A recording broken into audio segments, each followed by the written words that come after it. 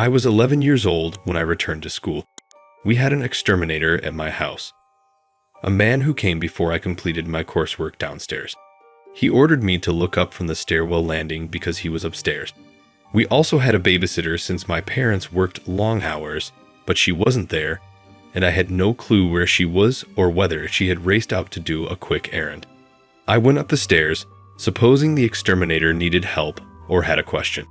He brought me into the corridor, rubbed the top of my garment, and said it felt amazing. He then inquired as to whether or not I had previously had my period. "Thank you very much, God." I told him I had, and he asked whether anybody was in the house, to which I said that my nanny was, and then he advised me not to tell anyone about our talk later that afternoon. When the nanny saw how unhappy I was, she coaxed it out of me and advised me to notify my mother.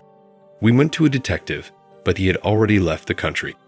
A few years later, my mother spotted him outside another house in our neighborhood, working for the same employer that had dismissed him when the claims were made. This occurred when I was around 12 or 13 years old. My father was having an affair, and I'd just been caught by him. The tension was just too much for her, and she, for want of a better word, snapped. She was diagnosed with PTSD at the time, as well as bipolar illness later on. She has been medicated, and her inpatient admissions at behavioral hospitals have persisted ever since.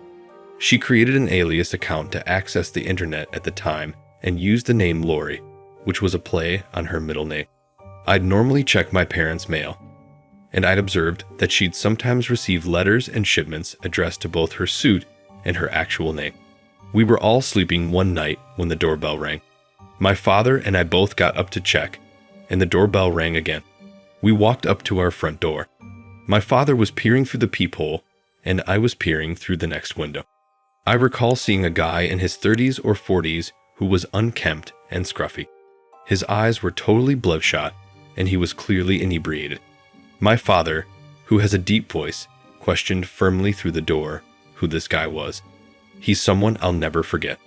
My father was clueless and didn't see the name or make a connection, so he ordered the person to screw off, and the dude rode away on his bicycle. I'm not sure whether he knew my mom. If you strolled around the neighborhood and maybe read the names off the letter in the mailbox, or if my mom met him online and gave him our address. It never occurred again, but I remember it being particularly frightening since I was young and had seen my parents' relationships being stressed by continual bickering and dishonesty, and my mother's conduct becoming more erratic as her mental health worsened. It made every day seem terrifying and uncertain.